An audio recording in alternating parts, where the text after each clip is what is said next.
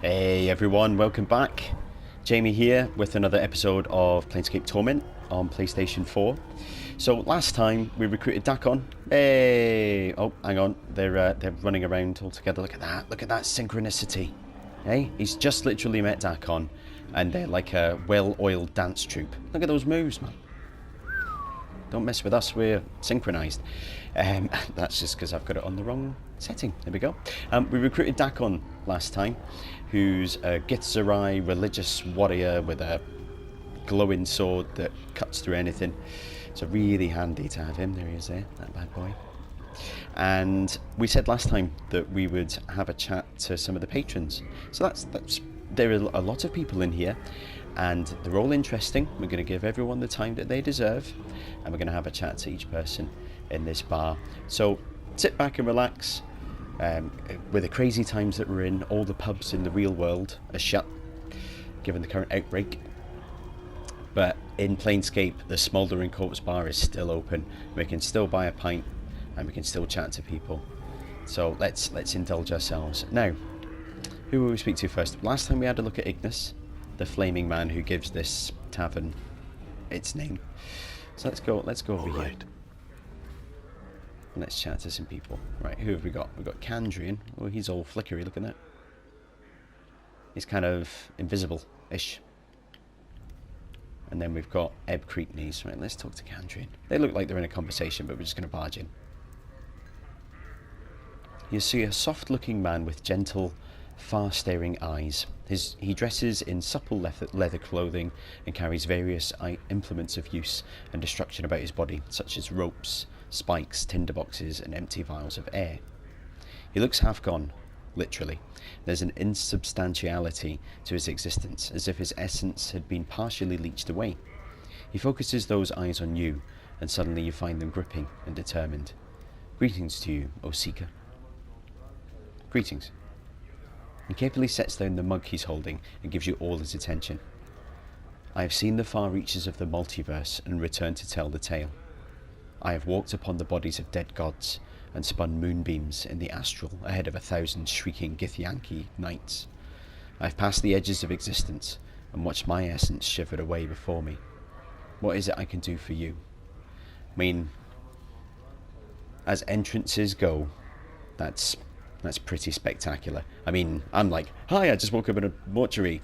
I may or may not be dead. I keep coming back to life. What about you? Oh, I spun moonbeams on the astral. Walked the bodies of dead gods. Yeah, alright, you win. You've done more stuff than me. I have some questions. Perhaps I have answers for you. Speak, and I shall tell you. Oh, okay. I met a woman named Ingress with very bad teeth. She said she had come through a portal from some world that was opened by a tune hummed near 2 crossed trees. Can you get her home? He pauses briefly, thinking. I know the portal of which you speak, though I have not travelled it these 30 years gone. I will take her home, Seeker. Go tell her to wait my arrival, then meet me back here, and I will tell you if I was successful or not. Well, that's very useful. Now I know that Kandrian is like, he is an encyclopedic knowledge of the planes, so we can find out more from him. But I am keen to have a chat to other people, because speaking to him and learning about the planes will probably take a good half hour or something like that. We'll maybe come back and speak to him later. But that's really useful. He's signed up to helping Ingress, who, if you remember in the previous episode, was the woman who had, well, I think her teeth were alive and kind of dancing about her face, and she was stuck here, trapped. She couldn't get through the portal. Couldn't get back through the portal to her home plane, so she was stuck in Sigil. Okay, thanks. Updated my journal. That's good. Good. Okay, well, we've fixed one problem. Let's speak to Ebb, who's in Harmonium Guard armour by the looks of things. You see a slightly stooped old man with a full grey beard and a lion's mane of grey hair. He wears a couple of shoulder guards as armour, and he keeps a helmet nearby.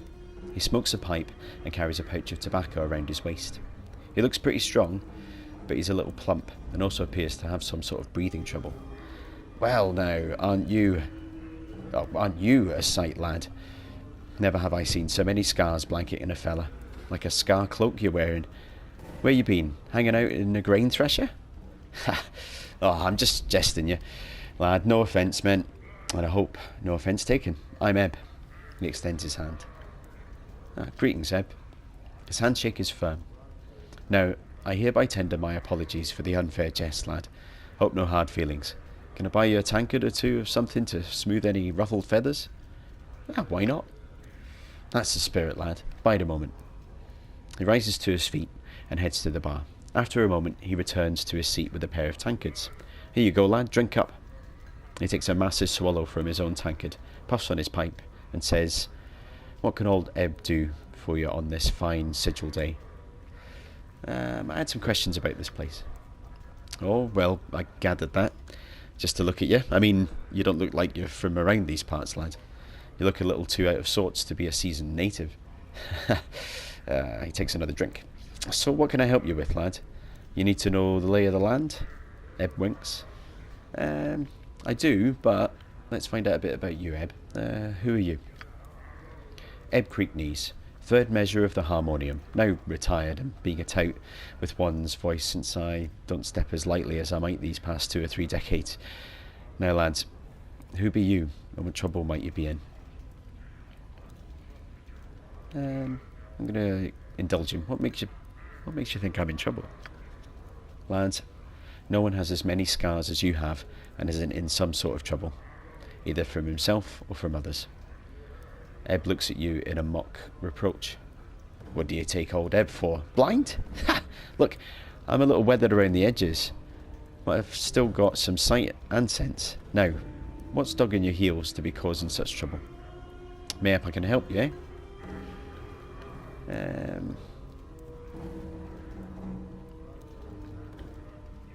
I'm going to be honest. No, in fact, no, I'm not. I'm going to keep my cards close to my chest. A few troubles, that's all. Oh no, well, I hope I wasn't nothing too serious now. But I'll leave that for yourself to say if and when you feel like talking about it. Don't mean to press the point, no. That'll get you in more trouble around here than anything else. I had some other questions. Seems genuinely concerned though, what a nice guy. Yeah, okay. Do you know someone named Farod? Farod? Ed frowns, takes the pipe from his mouth. Now, lads, what you be wanting with a Burke like Farod? I think he stole some of my belongings. Oh, no doubt, lad, no doubt. Ed grumbles, chewing on his pipe. I have to chain up everything around that grasping little spider. He should have been one of the fated the way anything not chained down slips into his parlour. Don't give him a yard or he'll take a league, eh? What do you know about him? Well, now I don't know everything there is to know about old Farod, but I know that some of the dark surrounding him. If you're determined to track down that spider and nail him to a wall, then I suppose I could spill some of the chant, so you know what you're tangling with. He pauses to tamp his pipe. Farod dug his nest deep in Ragpicker's Square not too long ago. Got a bunch of collectors and gangs together and started what one could almost consider a collection faction, be that as it may be. Where can I find him? Well, lad, if you're looking for Farod, which I would say is pretty balmy of you, you're a little off the beaten path. You want to be finding Ragpicker's Square. Chant is, Farod's set up his kip somewhere in the square. Even an old fellow like me, who's been around the ring a few times, don't know exactly where. I figure that Farod wants to keep the dark on his location dark. If you're all bound and determined to find Farod, go to Ragpicker's Square and try and dig up Farod's location from some of the locals. Try and be careful about it, since there's plenty in the square that would make a gut harp out of you as soon as look at you. Okay, I had some other questions. Can you tell me about Sigil and its environs? Eb laughs loudly. Ha ha! You don't think small, do you? If you want to know what's outside the city, go talk to Kandrian Ilborn over there. He's the traveller of this place. As for the rest of it, well, I can tell you of the lady, the Dabbus, keys and portals, the way we keep track of time, the way the city's laid out. What is it you wanting to know? As far as I'm concerned, the lady's like Voldemort. You should really talk about her, but let's go for it. Tell me of the lady. Well, now, not many know much about her, lad, and I'm figuring even those that know more than a little don't know too much more. She's a mystery, she is, and even should you run across her, powers forbid, she's silent and deadly. She's not evil, far as I can tell, but she keeps the dark about herself and Sigil pretty tight. None's been able to penetrate it, and if they have, they've been mazed. Mazed? What do you mean? Aye, sometimes bloods will be packed off to a place where they can't do no harm. The lady, see, she'll take a bit of sigil and make a little dimensional pocket out of it, a maze. She places those that have crossed her in there and lets them rot. Ed puffs his pipe. Now, you can't escape getting mazed once the lady sets her gaze on you, lad. She'll get you eventually, no matter how hard you try and dodge her. You'll be walking down an alley or about to step through a portal or take a left turn down a street you've gone many fold times before and suddenly you're someplace you didn't recognise.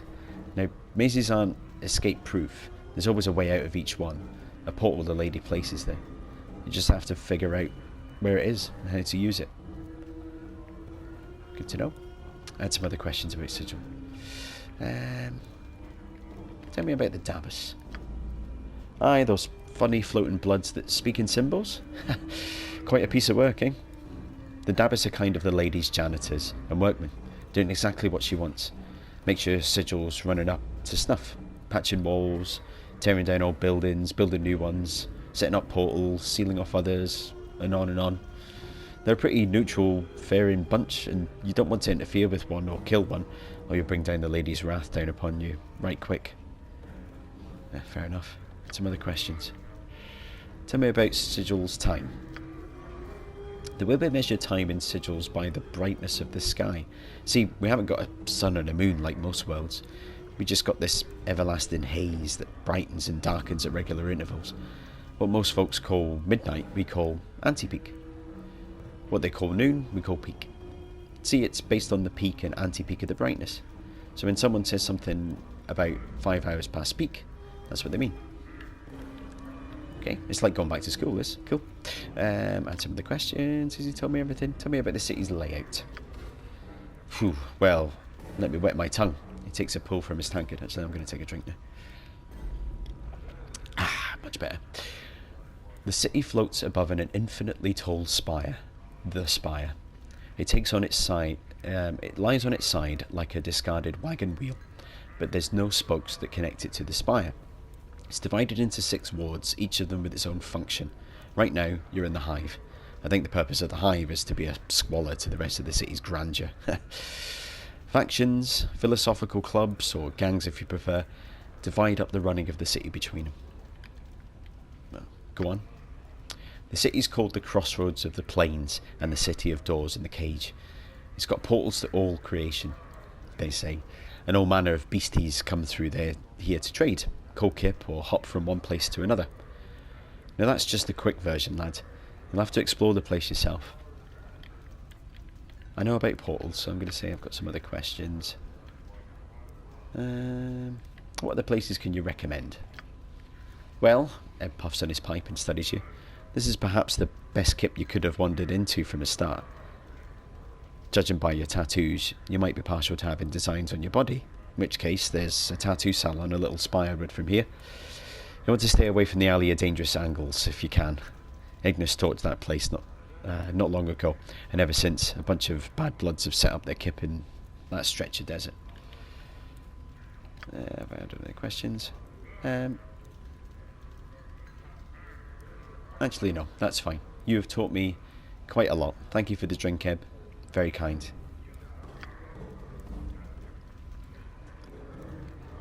Okay, let's see who else we want to talk to. Ilquix? Yeah, let's go talk to Ilquix.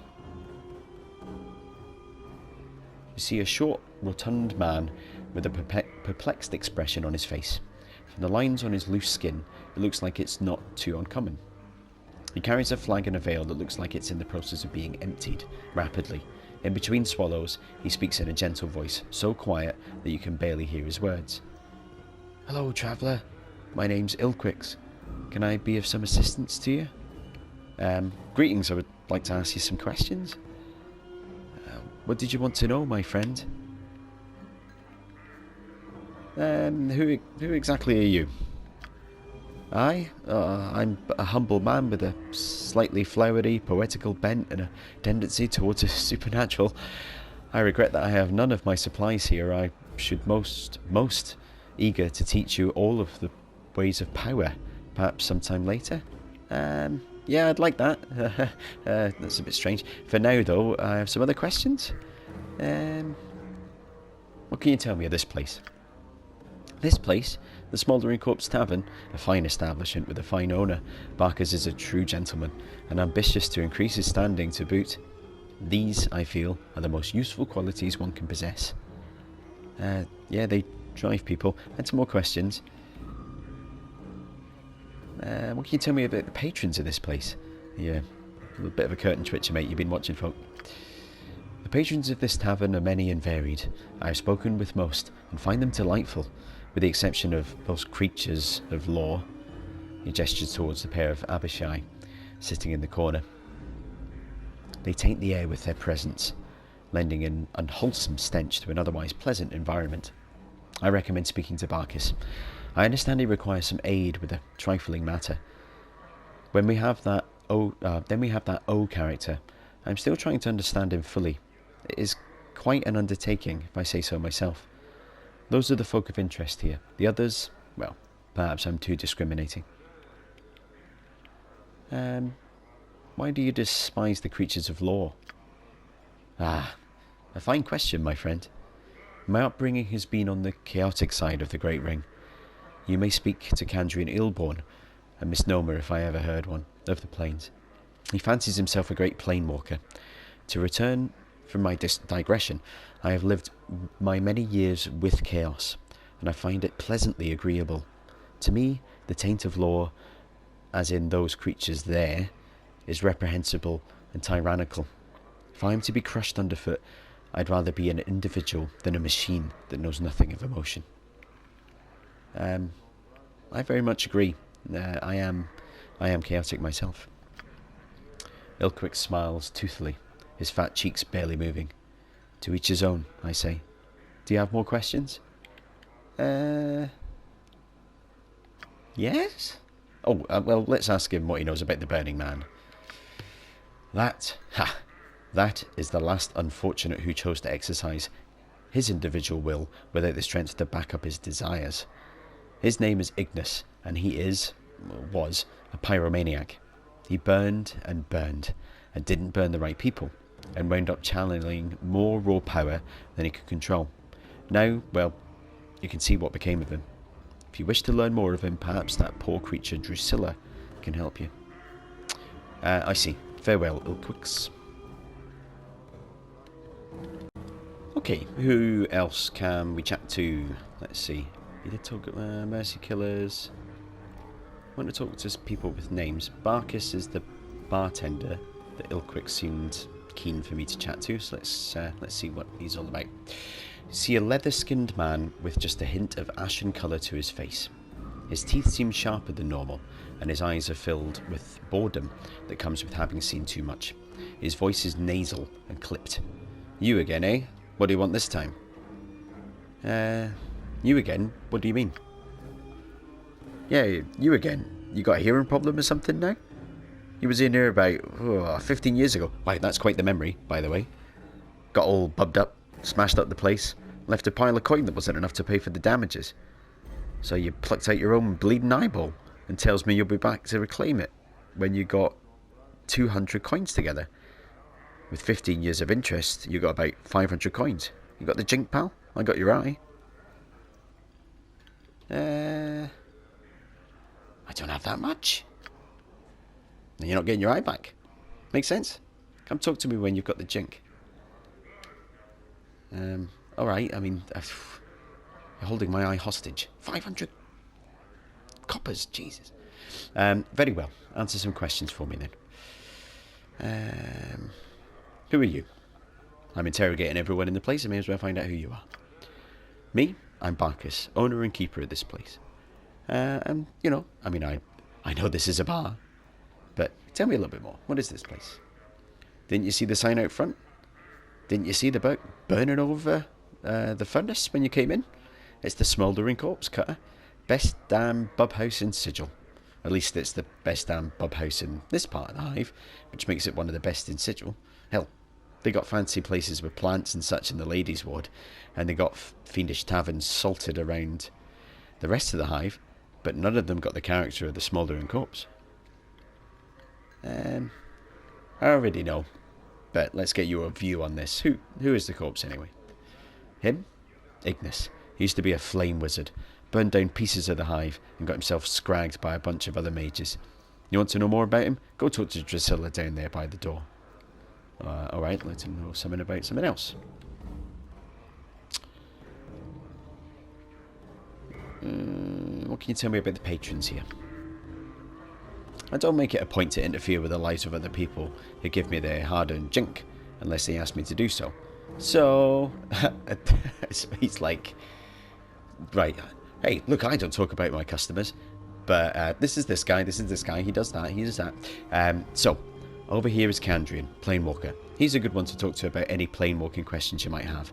He's been pretty much everywhere. Down there is Creekneys, an old Harmonian basher. Don't hold that against him, and he's a tout. He's got a good heart in him, and he knows Sigil up and down. Them fiends over there, Athelgrin and Tegarin, word of advice, don't deal with them. They might be low rankers in the fiend hierarchy, but they're still fiends. Then you got Ilquix over there, not trustworthy. And some mercy killers looking for some poor sod. Dakon, the Githzerai, is a mystery to me. Not to me anymore, he's my best friend.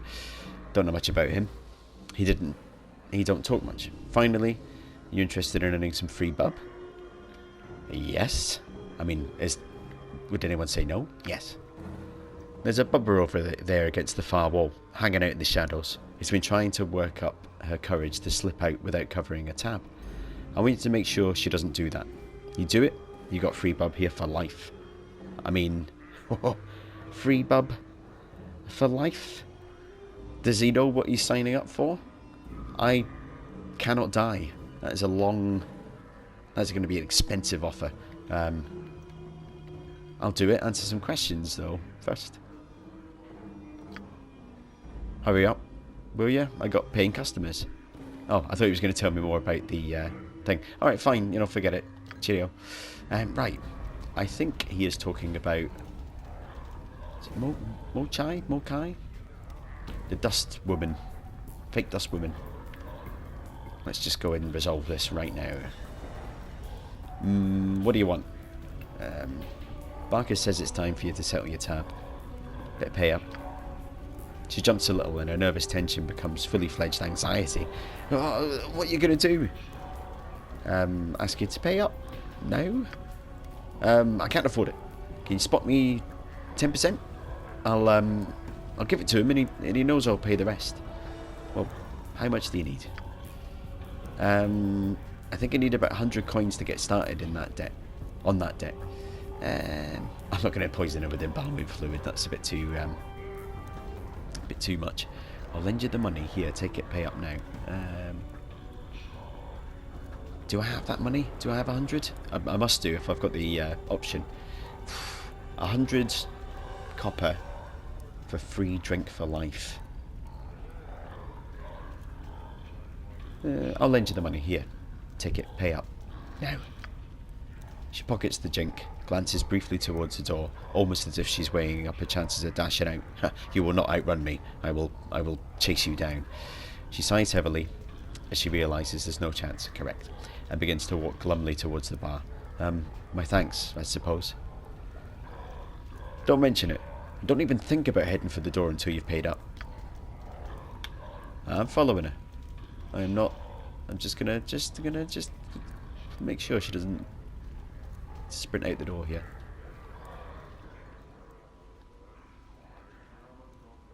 Here's some money. I'll bring more later. You better, or send him after you again. Okay. And she's going. She's going. Yep, she's gone. Right, let's speak to Barkers. Back again? What now?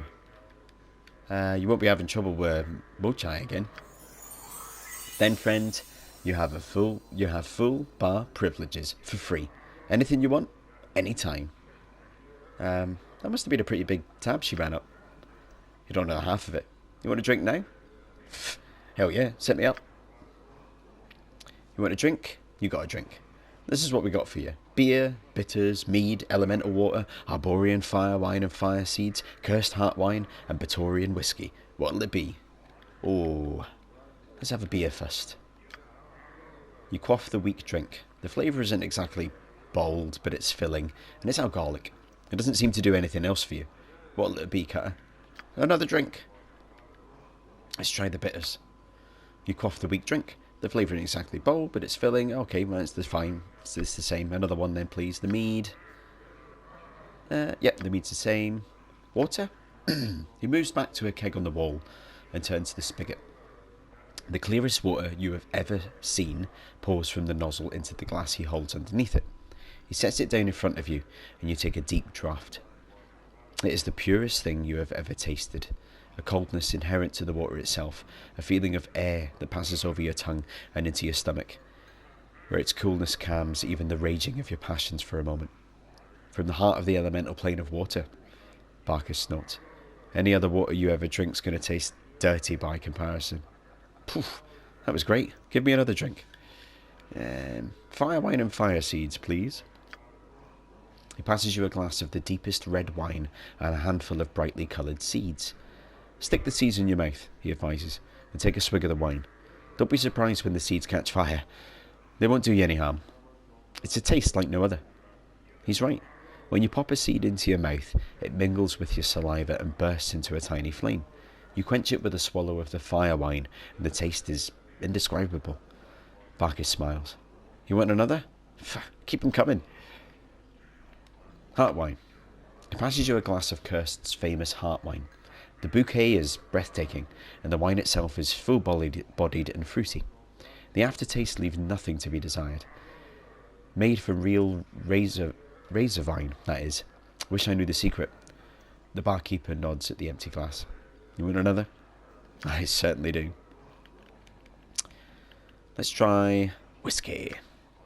He places a shot of some steaming substance that looks like boiling urine in front of you. The fumes that waft your way, however, are exquisitely tempting. The taste, though nearly unbearably hot, is as smoky as the scent. The feel of the liquor burning its way to your gut is nearly painful, yet even this pain is sweet. The barkeeper's eyes widen. Still standing? Poof, most folks can't even make it halfway through the first shot. I feel fine, I don't even feel anything. The barkeeper considers you carefully, resting his chin on his hand. You know, Cutter, there's some as have a natural immunity to poisons and such. Some folks call Bubba poison. If that's the case, chances are good that you got yourself a handy little defence against poisoners. Well, how about that? Give me another drink anyway. Information? Hurry up, will you? I got paying customers. Ah, okay. Okay, no, that's fine. I mean, he's still standing. Fair play. That's we ran the optics and came out alive. Oh, good. Right. Who's next? Who's this guy wondering about? Oh, it's just a patron. Anyone else? Is there someone over here? Yes. We're kind of doing the left side and then we'll do the right side. Alias. You see a trim, muscular man dressed in clothing that is comparatively drab and mundane compared to most of the outfits you've seen in this city. He carries himself with an air of supercilious arrogance. He also looks dramatically out of place here. What do you want? He asks. Who are you? I am Alias, warrior of renown. Surely you've heard of me. Yeah. Yes, everyone's heard of Alias. At last! Ha! Not everyone here is entirely ignorant. I shall allow you to buy me a drink, and then we can trade stories. I shall regale you with my latest adventures, including the tale of how I came to this most wondrous, dismaying city. I can hardly wait. First, could you answer some questions for me? What knowledge do you seek? Who are the patrons of this tavern? Let's get his view on them. I've met only the elderly Ebb Creekneys. who has been instructing me in the ways of the city and the plains. Now, he's misspelled it, so he's clearly like misunderstanding what it is. My foe's spell must have My foe's spell must have catapulted us far across the world, for I know of no plains near our former location. No, plains. As in planes of existence. They are planes of the imagination, of thought and belief. They are not physical prairies or grasslands, but other dimensions. A look of confusion passes across his face. I understand. What the old man said is starting to make sense. Excuse me. I must think this over. Farewell. So he's, as far as I gather, he is a prime, or a primer. Someone from the prime material plane. Like a good old-fashioned, if you've played Dungeons and Dragons, a good old-fashioned swashbuckling adventurer. Hero, probably goes into dungeons, fights dragons, as the name would suggest. Finds treasure, slays goblins, that sort of stuff. And he must have been fighting a wizard, from what he said, and he's been blasted by the wizard, and he's appeared in Sigil. Like, where the hell am I?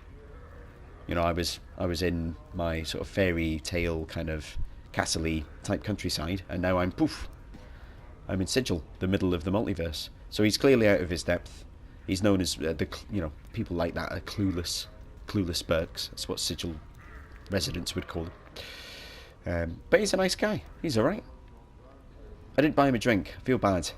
Like, it doesn't cost me anything to buy drinks. Let's speak to him again and see. No. I was hoping it would come up with the option to say, actually, let me buy you that drink, but it didn't. Okay, O. Let's speak to O. You see a man standing stock still. He isn't moving a muscle. On closer examination, it appears that he isn't even breathing, just standing. His eye sockets are empty holes in his face. A bit creepy. Contained within their bounds is a flat grey light that seems to dance with possibility. Looking into the sockets, the eerie, empty feeling of a limitless void shivers through you, as if you gazed into a sliver of eternity. The head slowly swivels towards you. You notice that no muscles appear to move under his skin as he turns, and he speaks in a pure, bell-like tone. Well met, wanderer. You have forgotten again, haven't you? Do you know me, stranger? As he opens his mouth, you get the feeling of eternity again. Inside his mouth, you see no tongue, no teeth. It's almost as if this man were a shell surrounding an illimitable expanse. I've spoken with you before, and always you forget. Your endless quest to discover yourself ends always in your amnesia. You draw close to the truth and recoil. Let us hope that you have the strength to endure your existence. What do you know of me? How do you know this?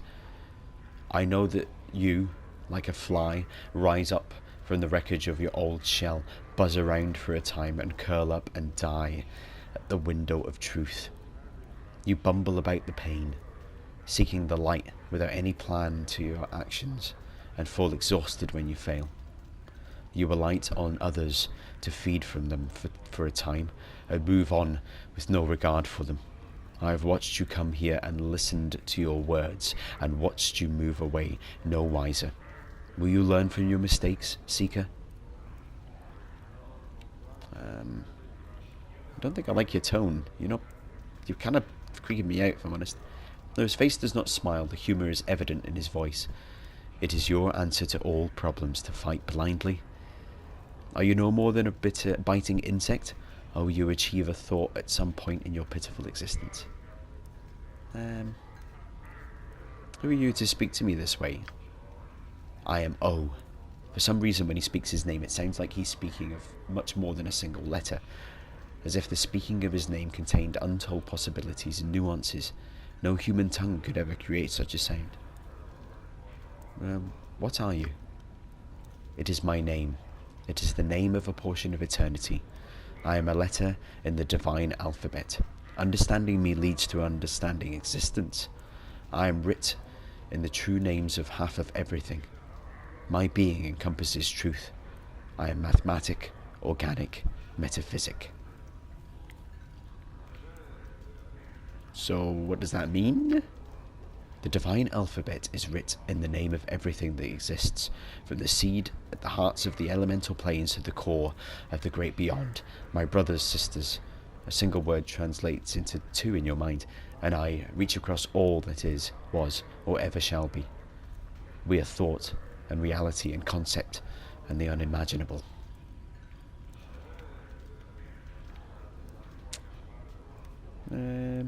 Okay. So what are you doing here? Why, I am watching the ebb and flow of mortality. And what do you see? You mortals are like wasps. You build your lives' nests from the slimmest of branches, and when the wind shakes your home life free, you seek to sting the wind to death, instead of realizing your foolish mistakes, attempting to repair the damage you have caused yourselves, and learning from your existence. You bring harm to any who have the misfortune to blunder near you in your time of pain and distress. My advice to you, and to all mortals, stop acting like an insect, and start acting sentient. I'll think about that. In the meantime, answer some more questions for me. You know what? No, you're fine. Tell me a bit about yourself. Yeah. What sort of name is that? Divine alphabet. Yep. I don't want to say he's entirely crazed. Right. Okay, come to think of it. No, that's enough speaking to you. Creepy letterman. Fine. Okay. Let's speak to Aethelgrin. Now, the advice has been not to deal with these two, but let's just barge over and say, hey, what's going up? Weird, creepy, lizard, jaggedy men. You see a scaled fiend who looks very similar to the one standing next to him. In addition to the pierced left ears, both are black-hued and reptilian, with bat wings tucked against themselves. This one is missing a tooth on its right side. Ah, Tegarin, it says. Our old friend has returned to pay us a visit. So he has, Ethelgrin, so he has. Yet his eyes do not gleam as once they did. What do you suppose brings him back to us? What does bring you back to us, friend? Have I spoken to these? Who are you? Ah, Ethelgrin. Time has robbed our companion's memory. You honestly do not recall us, do you? Truly, I am aggrieved. But as am I, Tegarin, truly aggrieved. Yet I rest easy. It has, after all, been many hundreds of years, and we know how the minds of mortals tend to dissipate with age. Ah, well spoken, old friend. We are a pair of Abishai, on leave from our current assignments on Beator.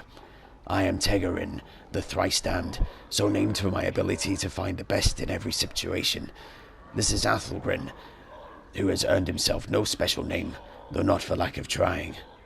Lack of trying? What do you mean? Athelgrin ignores you, as it responds to its companion. And once again, Tegarin, you have cut straight to the truth of the matter. Though perhaps it is best not to have earned the sort of notice one bearing a name thrice-damned must surely have incurred. I had some questions. In its turn, Tegarin ignores you as it replies to its comrade. Once again, I maintain that any notice is better than no notice at all. The Abishai turns back to you. Old friend, does this answer your question as to our identities? I suppose it will have to. I do have some other questions, though. Some questions. Perhaps we have answers. We are certainly eager to aid you, old friend. What are you doing? What are we doing? Why, is it not perfectly clear, old friend? We are on leave from our beloved assignment, taking ourselves some much-needed rest and perhaps inducing some additional recruitment for our glorious cause. Our superiors fully support our presence, to be sure. In a more immediate sense, we are taking our entertainment in this delightful establishment, and of course, we are celebrating the return of our old friend. However, the stench of the breezes, which occasionally waft the scent of goodness in the door, debases us somewhat, leaving us physically, mentally, and spiritually weaker. Fortunately, the air in this ward of the city carries a delicious tang of pain and supplication. Wouldn't you agree? Again, the fiend smiles broadly at you. I mean, they are thoroughly evil. What do you make of this place? This is the Smouldering Corpse Tavern, one of the more entertaining taverns your kind has seen fit to erect in this city. The poetic justice of the burning fellow at the front of the establishment is really quite a fine touch. Was there something else you wish to ask? Yes, I had other questions. Tell me about fiends. As we see it, there are two kinds of fiends, those who are correct and those who are not. Our side, that of Beatazu, is correct. The other side, that of cursed, hated, chaotic Tanari, is incorrect and must be exterminated. We hold that the Tanari directly responsible for the Blood War. Were it not for them, we could have settled the lower planes in peace, and wouldn't have all the bother of fighting this wretched war, nor would the unfortunate spillovers into other planes be such a cause for concern among the namby-pamby do-gooders. The Tanari are directly to blame for the multiverse's sad state of affairs. That's not really what I was asking. I wanted to know what differentiates you from them. The fiend pauses a moment, then brightens. Ah, yes. You see, we represent law and order. Those who break the law must be punished. If we have no law, we have no anarchy. And surely you can see what anarchy has done for the Abyss. It has spawned horrors beyond imagining. Any excesses the Beatazu state may have indulged in are simply to counter the rising tide of chaos represented by the Tanari. We mean no harm to anyone. We just prefer to understand where the boundaries are. I see. And do you know, I doubt it, do you know of a collector named Farod? Farod? I've heard the name. Is he not a sage of some sort? A necromancer? Or is he a diviner of rubbish? I have heard of him, friend, but do not have the pleasure of his company. Perhaps one of the other patrons here can help you. Perhaps I had some other questions. I'm looking for a journal. I keep no journals, friend, and I counsel that you should not either. Ask, my dear comrade Tegerin, why, and you shall receive enlightenment. Very well, Tegerin, why should I not keep a journal? Because, friend, it is easy to make the mistake of committing a true word to posterity, and easier still for someone you once trusted. And here he shoots a glance full of venom at Ethelgrin. To find that word and use it against you. Indeed, it can even lead to actions tantamount to desertion. Leaving or losing a journal can cost you your very existence. Serious stakes. Okay, you know what, guys? People had warned me against you, alright? It's not true what they say about you. You're actually alright. Farewell for now. Hey, they were okay. They were okay. And I think that nicely completes our tour. Have I spoken to Drusilla? Yes. Our tour of the Smouldering Corpse Bar. So we are going to end the episode there. It was, it was nice to spend time in a pub and speak to some people, given that we can't right now. As always, I hope that you're enjoying the content. If you are, thumbs up on YouTube would be absolutely amazing. Leave a little comment. Let me know what you think. Let me know who you think the most interesting patron was. I actually really like those Beatazu. I know I shouldn't, because this version of the name, this one that I'm playing, is chaotic, and you shouldn't agree with the laws. But they were alright. Clearly, they've met the Nameless one hundreds of years ago when he was a evil so and so. So that's why they like him. I'm not that evil guy anymore, but I'm not gonna convince them otherwise. They are very powerful demons. Not demons, devils. There is a distinction in Dungeons & Dragons, so let's get that right. We'll end the episode there. Next time, we'll get back out and we'll get some fresh air. Well, as fresh as air as you can get in the hive in Sigil.